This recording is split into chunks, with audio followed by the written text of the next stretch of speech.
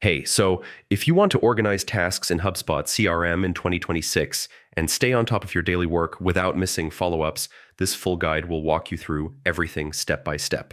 First, open your browser and go to HubSpot.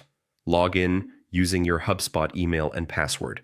Once you're inside the dashboard, make sure your account has access to CRM tasks, which are available on the free plan too.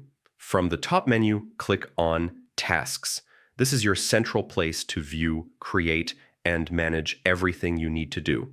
Right away, you'll see tasks grouped by due date, like today, tomorrow, or overdue. To create a new task, click Create Task. Add a task title, set a due date, and choose the task type, such as call, email, or to-do. Clear task names make it easier to know exactly what needs to be done. Yeah, that helps a lot. You can associate tasks with contacts, deals, or companies. This links your task directly to a specific client or sale, so you always have context when you follow up. Use filters to stay organized. Filter tasks by owner, due date, or task type.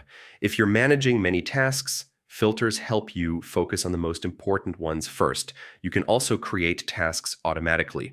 HubSpot lets you generate tasks from deals, workflows, or sequences, so follow-ups happen without manual effort. This is especially useful when leads move through your pipeline. Mark tasks as complete once you're done. Completed tasks disappear from your active list, but stay logged in activity history for tracking. If you work with a team, assign tasks to others. This keeps responsibilities clear and prevents work from being duplicated or forgotten. Check your task list daily.